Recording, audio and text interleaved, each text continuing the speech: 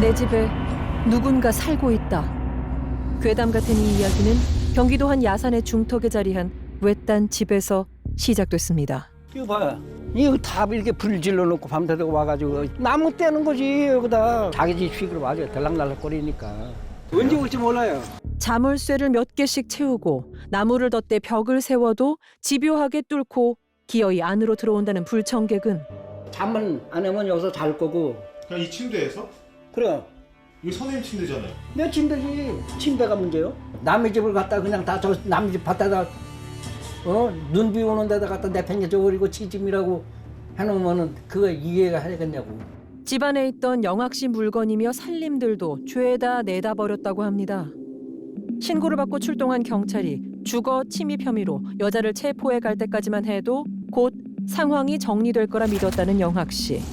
그런데 이게 또 며칠 있다 나왔어.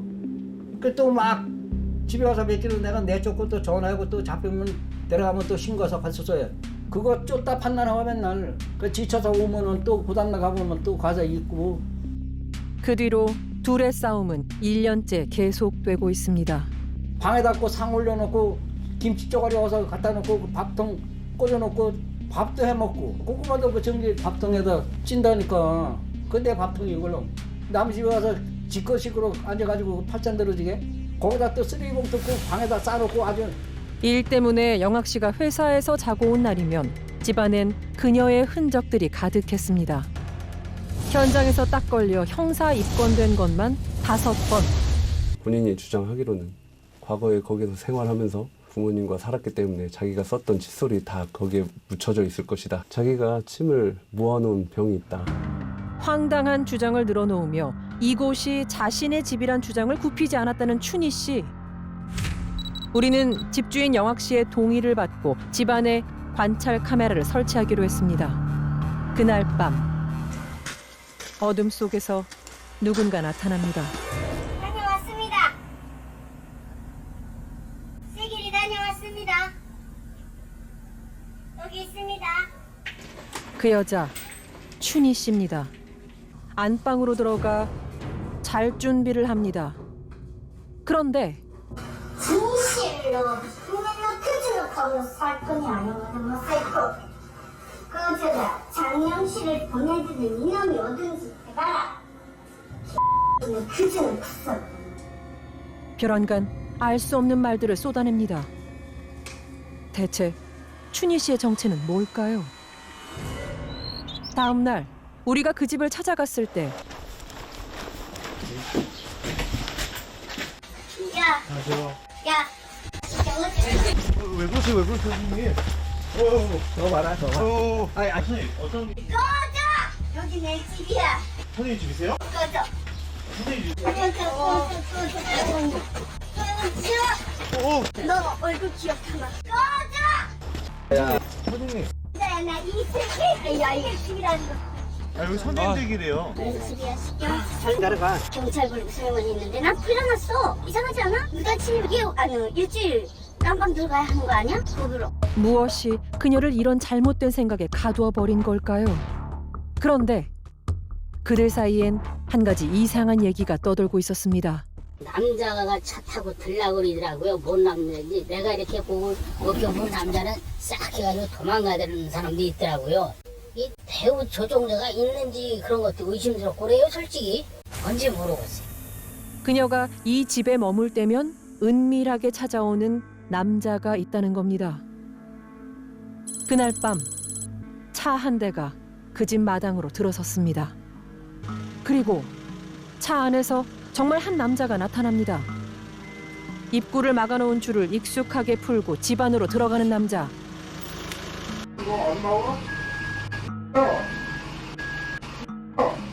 남자가 부르는 소리에 잠에서 깬 그녀가 마당으로 나옵니다. 그런데 일로 와봐. 안 나와. 일로 와봐, 이 기집애야. 싫어. 나쁜 놈아. 나 필요 없잖아. 그런 걸 말해줘. 사랑 안 하는데 여기까지 어떻게 찾아오냐? 나는 창기랑 헤어지고 싶은 마음이 없어. 네가 아프게 하니까 나를. 나를 아프게 한 건 오빠야. 뭐야, 나 오라버니한테 붙어야 돼, 이 왜 이렇게 내가 말을 함부로 해서 이뻐해주니까 오빠만 해. 오빠는 뭘 해주는데. 너 오빠 옆에 있을 수 있을까? 애기 낳고 싶다 그랬잖아, 이 삐들이. 아니 그렇게 간절히 원했던 거를 그냥 너 피임한 거야? 사랑을 가지고 가지고 노는 거. 대화 내용이 심상치 않습니다. 그런데 네가 먼저 오빠를 왜 때려? 왜 때려? 이별시킨 내 마음이지. 내가 내 마음 오빠하고 이별한다는데 왜 때려? 두 사람은 대체 어떤 관계일까요? 날이 밝자 영학 씨 집에서 자고 나온 춘희 씨가 마을에 나타났습니다. 그리고 익숙하게 정차돼 있던 차를 타고 어디론가 떠납니다. 차가 도착한 곳은 인근에 있는 한 사찰. 차에서 내린 춘희 씨와 어젯밤 그 남자는 손을 잡고 산책길로 들어섭니다. 아유 옷에 뭐 하시니까. 주위 시선에도 아랑곳하지 않고 애정 공세를 퍼붓던 그가 잠시 후 춘희 씨에게 물었습니다. 안성에 있지? 없냐? 여기까지 또 먹고 사느냐고 먹고 산다고 했어요. 이걸 붙여줄까? 안 그래?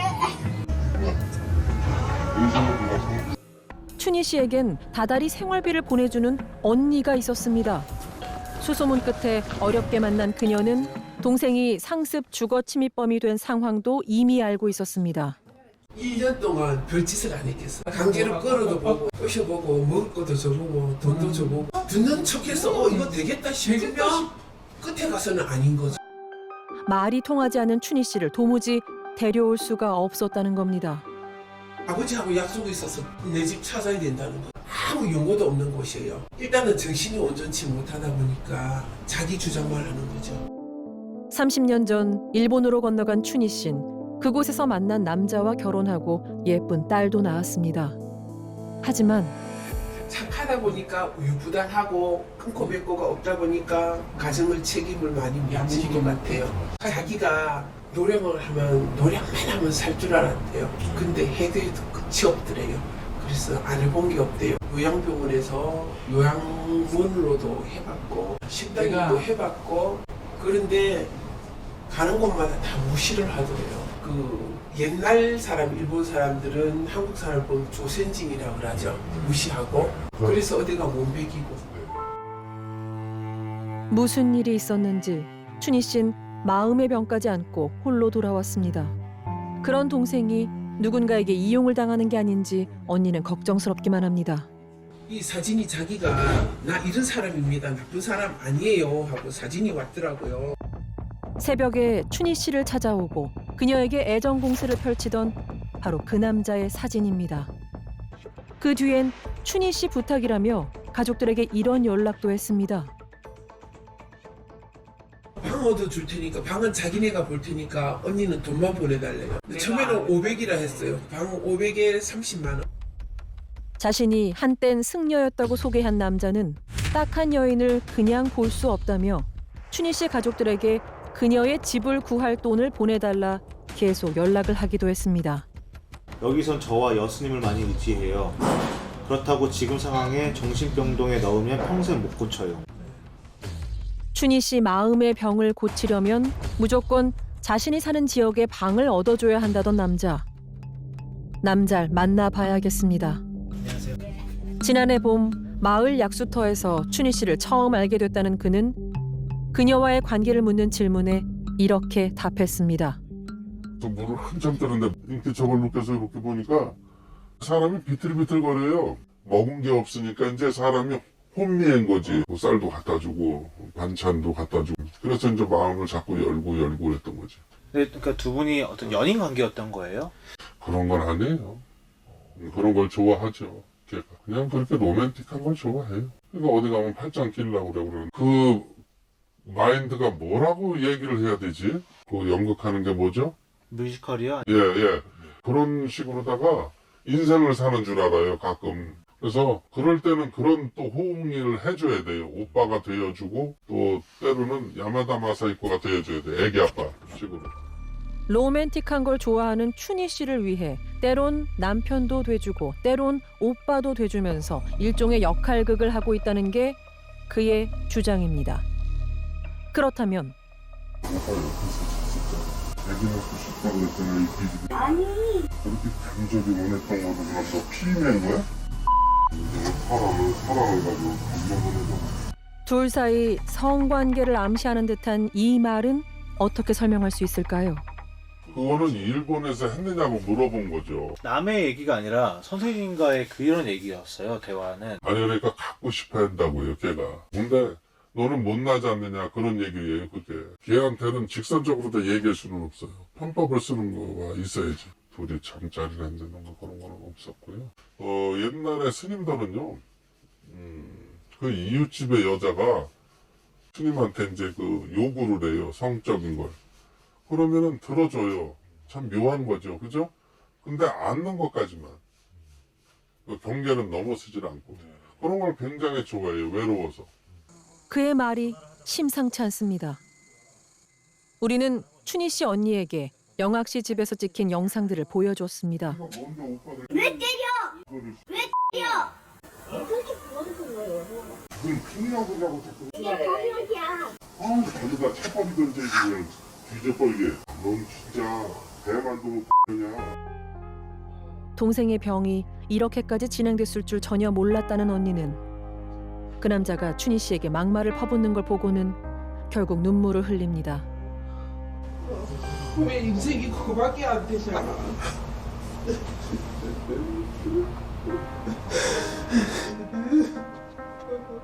이게 다 동생을 챙기지 못한 자신의 탓인 것만 같다는 언니. 직접 춘희 씨를 만나 그 남자에 대해 물어봐야겠습니다. 니한테 잘해줘? 잘했어. 어떤 식으로? 밥 사주고 병원에서 그리고 같이 놀아주고 산에 이런 거 약초 같은 거 많이 같이 가고 그게 다야? 그렇게 좀 뭐 좋아한다든가 뭐 좋아해요. 네가 네. 그 사람 되게 좋아하고 그럴걸요? 남성이 지속적으로 보호자로서의 역할을 해주면서 따뜻한 어떤 이 정이나 이런 것들을 줬기 때문에 여기에 소위 말해서 오염이 됐다 표현하거든요. 오염이 돼서 남성을 사랑하는 걸로 착각을 하는 상황일 것 같고요. 그러니까 이 상황에서는 어쩔 수 없는 외부 개인만이 여성을 구제할 수 있는 수단이라고 봐야 되겠죠. 가족이나 전문기관의 개입을 통해서 남성으로부터 분리하는 게 필요하지 않나 이렇게 보여집니다.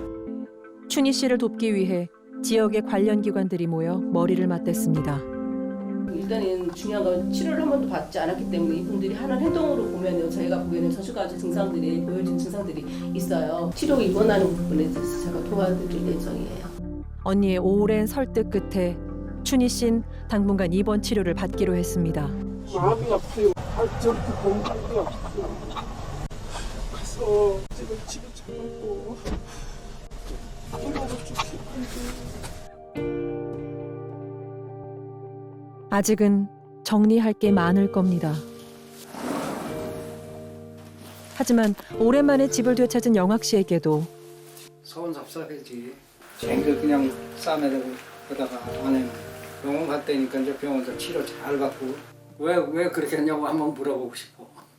가족의 도움 속에 다시 자신을 찾아가게 될 춘희 씨에게도 긴 겨울을 넘어 이렇게 봄이 왔습니다.